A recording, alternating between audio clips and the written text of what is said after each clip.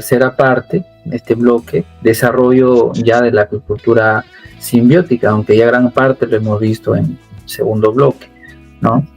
Más que nada aquí podríamos hablar acerca de alguna experiencia. Usted mencionaba al inicio de que también habían probado con simbiótica con la trucha, ¿no?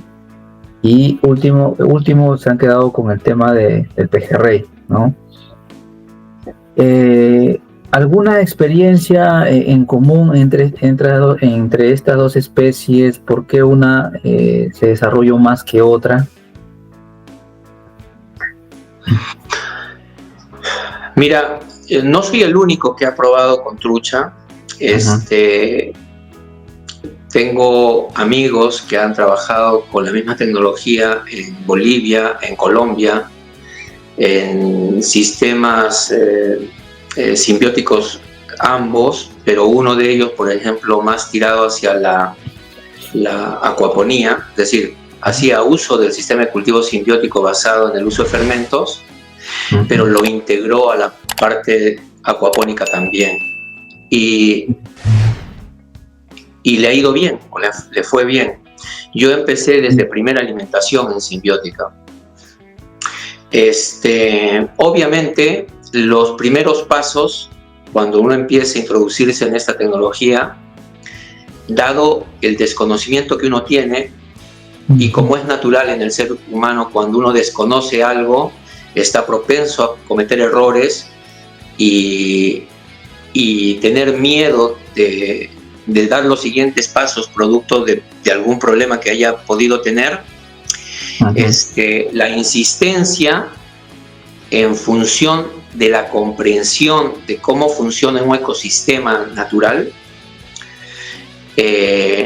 hace que tú empieces a gozar de los beneficios del empleo de esta tecnología, ¿no? Entonces, cuando empezamos con trucha, en un principio se producían muchos desbalances, fundamentalmente de compuestos nitrogenados, nitritos fundamentalmente, ¿no? La trucha es muy sensible a variaciones de nitritos. Para que vean la magnitud de la sensibilidad de la trucha, mientras que una tilapia te puede soportar valores de 2 miligramos por litro de nitritos, por ejemplo, la trucha con una variación de 0.02 ya empieza a morirse. O sea, imagínense, pasar de 2 a 0.02, ¿cuán sensible termina siendo la trucha para una variación de un parámetro, ¿no? Correcto. Entonces, cuando yo tenía valores de 0.01, yo empezaba ya a preocuparme con trucha. Y producto de mi preocupación, te fuerza a hacer recambios de agua, ¿no? O sea, para poder estabilizar ese parámetro que se te empieza a disparar. Pero yo inicialmente no me daba cuenta que al retirar un volumen de agua para poderle poner agua nueva y equilibrar el parámetro que se me estaba distorsionando, estaba también retirando microorganismos que me trataban el agua. Entonces, mientras se volvía a reponer los microorganismos encargados de tratar el agua, mis parámetros se volvían a distorsionar, ¿no? No fue sino hasta la inclusión de otro grupo bacteriano, las nitrospiras, por ejemplo, que son organismos que pueden consumir no solamente amonio, sino también nitritos, ¿no? O sea, por ejemplo, ¿no? Nosotros sabemos de que en un tratamiento de aguas normales se utiliza la nitrosomona y el nitrobacter. Una transforma el amonio en nitritos y los nitritos a los nitratos la otra. Nitrospira es un grupo bacteriano que puede alimentarse de amonio indistintamente, puede alimentarse de nitritos, puede alimentarse de nitratos también.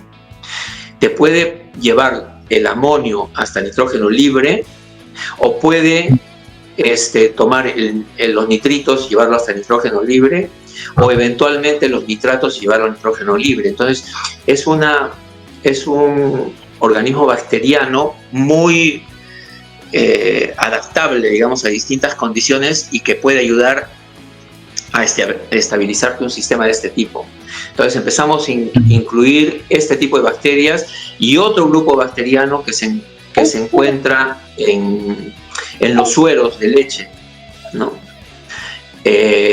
Claro. Y empezamos a estabilizarlo el sistema, ¿no? Cuando se logra estabilizar, empezamos a ver de que los alevines de trucha empezaron a crecer muy bien, al punto que se empezaron a alimentar de los flóculos bacterianos en sus primeros estadios, mientras son los alevines aún pequeños en primera alimentación.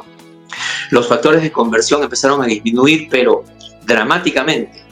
Cuando yo tenía factores de conversión como habituales de 0.5, empezamos a tener factores de 0.36, ¿no? Entonces bajaron los factores de conversión. Obviamente, dado el hábito alimenticio de la trucha, a medida que fue creciendo, ya dejó de alimentarse de los flóculos y se normalizó, digamos, el factor de conversión, pero el sistema maduró lo suficiente como para poder sostener el desarrollo de la trucha y los desechos que iba produciendo. Eso lo utilizamos hasta peces de 50 gramos. Creció bastante bien, ¿no? Entonces, yo personalmente no lo he llevado a pesos comerciales, pero los colegas de Bolivia y de Colombia sí han llegado a pesos comerciales con simbiótica en trucha, ¿no? Posteriormente empezamos a hacer pruebas con pejerrey debido a la capacidad filtradora de esta especie. Pejerrey es una especie que se alimenta fundamentalmente de organismos pequeños en sus primeros estadios y organismos un poco más grandes en sus estadios mayores, ¿no? O sea, básicamente es una especie filtradora. Entonces, dado que este sistema propicia la formación de zooplancton, pensamos que era una especie más acorde al sistema, el pejerrey. Así que hicimos pruebas con pejerrey. Probamos pejerrey a nivel del lago Titicaca, creció bien, pero como sabemos, organismos de este tipo, los poikilotelmos en general, los peces, el metabolismo depende de la temperatura del agua en la cual se desarrolla.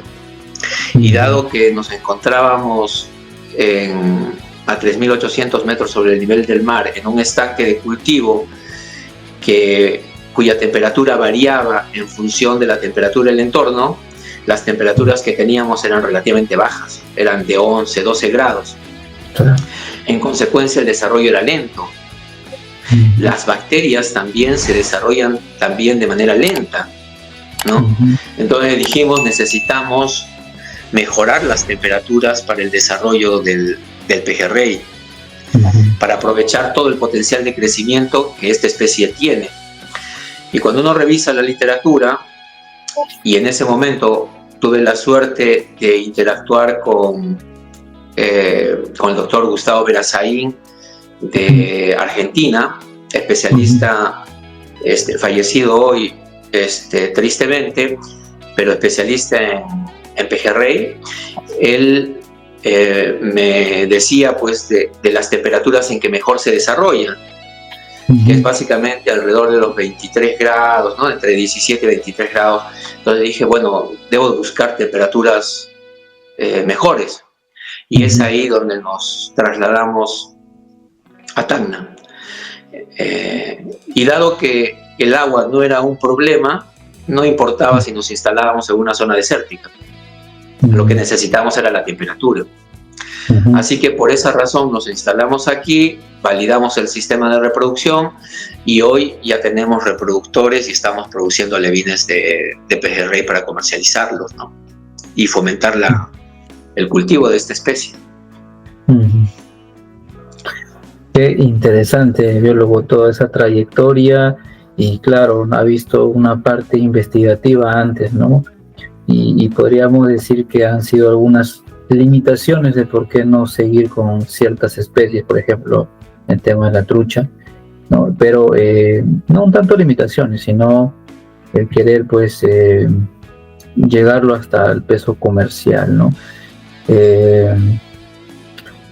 Aparte de eso, quería preguntarle, yo luego, bueno, ya creo que quedó claro con esa pregunta, pero ¿cuáles cree que ha sido, aparte del recambio de agua total que en sus inicios lo hacía, quizás para los que quieren interesarse o quieren involucrarse en estos cultivos, en esta tecnología, ¿cuáles serían los errores comunes que no deberían cometer, ¿no?, al intentar replicar estos sistemas en campo?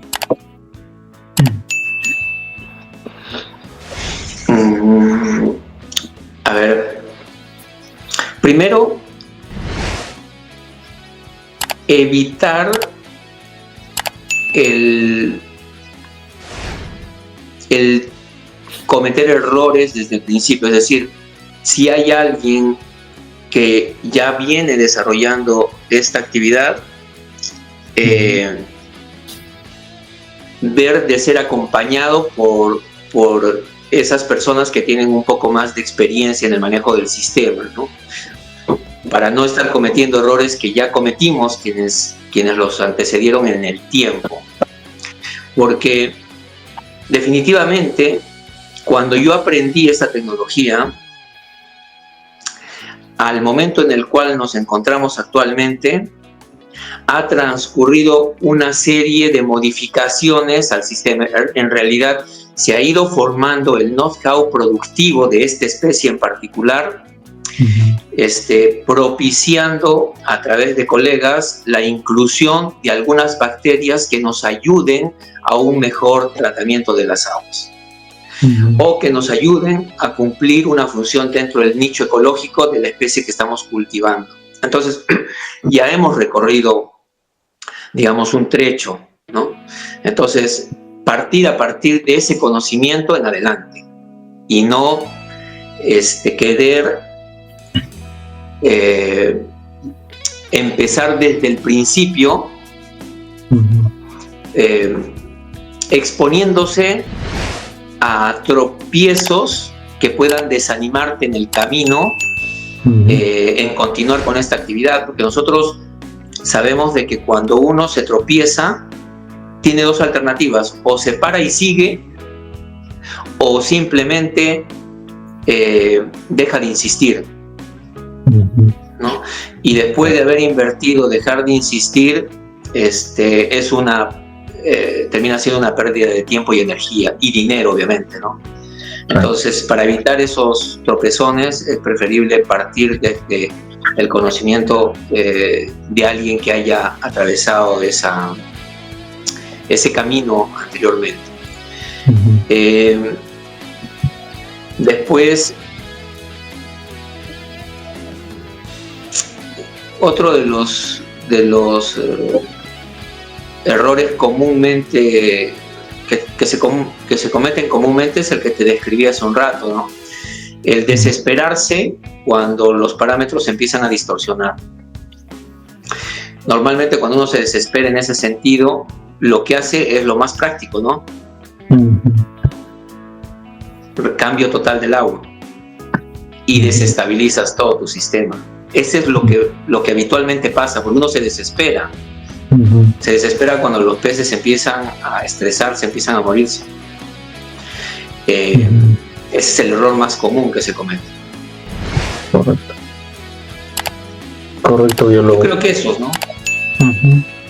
Sí, también comparto lo que ha mencionado, ¿no? Hay muchos productores, también profesionales, que se inician en esto de la agricultura, pero algunas veces piensan que iniciándose solos o descubriendo solos van a llegar lejos, ¿no? Estuvimos conversando también con otro especialista y también nos mencionaba que no se puede trabajar solo, siempre es trabajar con alguien que ya ha tenido una base investigativa, una base en producción, ¿no? para que no se caiga en los mismos errores, ¿no? Y de alguna manera alentar, ¿no? Alentar a que pueda continuar con ese proyecto acuícola que muchos emprendedores quieren sacar adelante, ¿no? Porque les apasiona la agricultura muchas veces. Interesante esta parte, biólogo, lo que hemos conversado.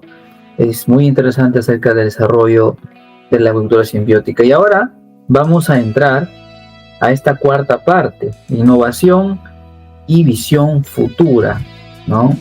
De la agricultura. En este sentido, bueno, ya sabemos que los sistemas simbióticos aportan muchísimos beneficios, ¿no? Pero digamos que frente al impacto ambiental, al medio ambiente, en una agricultura intensiva, ¿cómo contribuyen estos sistemas simbióticos a reducir, por ejemplo, el impacto ambiental?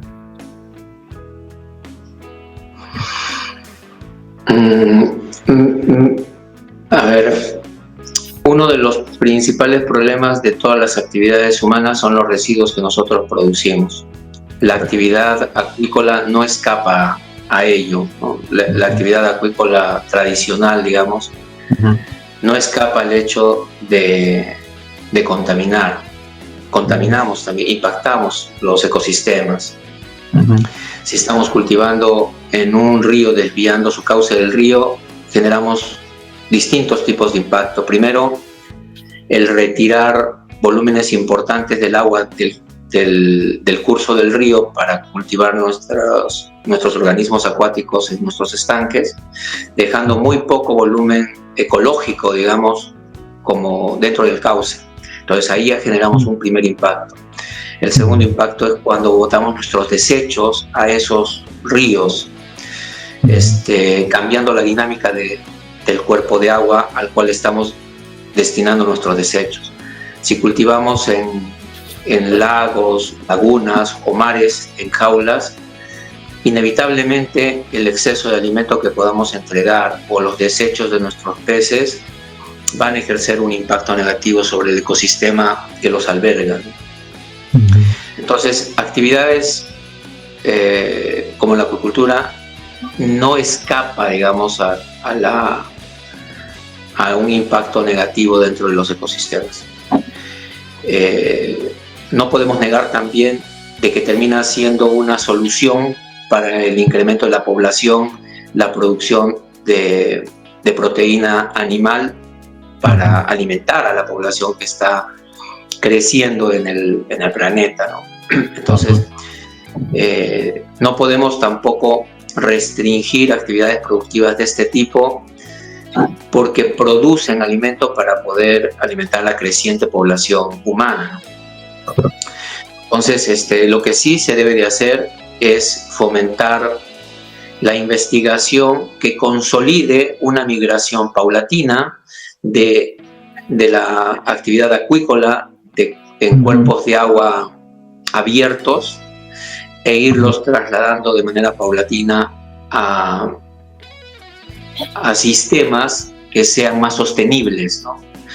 Ya sea sistemas de RAS que existen actualmente, que puedan instalarse dentro del mar, tratando el agua al 100%, que los hay ya actualmente, sin impactar los ecosistemas marinos, o ir migrando paulatinamente la actividad acuícola al continente, en sistemas como los que ya existen, ¿no? RAS, IPRS, Aquamimicry, Biofloc, Simbiótica, y inevitablemente irán apareciendo nuevos sistemas de cultivo. Entonces, de esta manera, procurar que el impacto sea menor y que permita actividades de este tipo recuperar todo lo que hoy son desechos para ser transformados en insumos para actividades compatibles. Por ejemplo, los sedimentos que nosotros producimos es factible de ser transformado a abonos orgánicos para la actividad agrícola.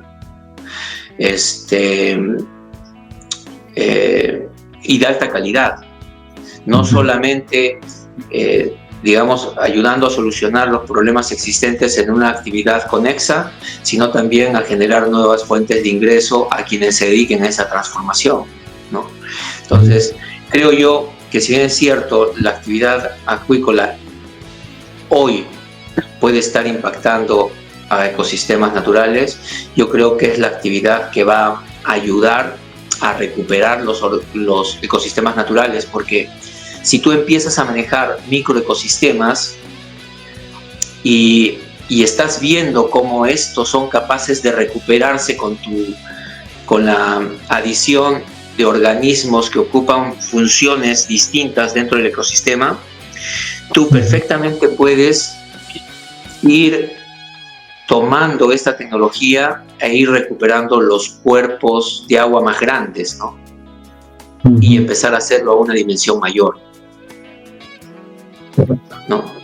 Eventualmente transformar los conocimientos que hoy se están generando de manera micro e ir viendo cómo se puede transformar esto en un conocimiento para la recuperación de los ecosistemas naturales que hoy pueden estar impactados no solamente por la actividad acuícola, sino por otras actividades productivas del ser humano. Correcto, biólogo. Y qué interesante, ¿no?, lo que nos comparte en esta parte, ¿no?, acerca de cómo reduciría el impacto ambiental, ¿no?, la actividad acuícola. Claro, sabemos que lo impacta de todas maneras, pero manejándolo bien, aplicando las buenas prácticas, el tema de bioseguridad, ¿no?, son pilares para poder nosotros reducir, ¿no?, el impacto ambiental. Y también no dejar de lado el uso eficiente del agua, ¿no? El uso eficiente del agua, que también es importante en esta actividad.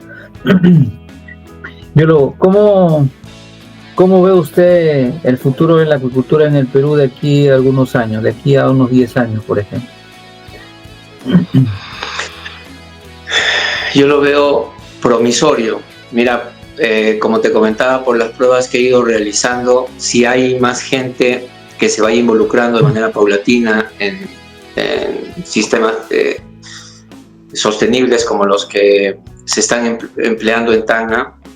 En Tacna, como tú conoces, no soy la única iniciativa sostenible que existe. Tenemos en Tacna ya acuicultores que cultivan trucha por un lado, hay quienes cultivan tilapia en sistemas de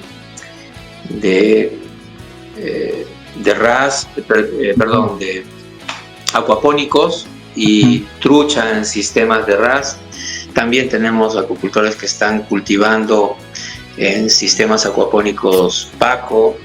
Entonces, si estamos empezando a hacer acuicultura en el desierto, y hay cada vez más profesionales que están saliendo de la universidad con la inquietud de dedicarse a la acuicultura, yo le veo mucho futuro en el mediano plazo a que esta actividad se empiece a multiplicar en la región sur del país y en otras regiones aledañas, ¿no?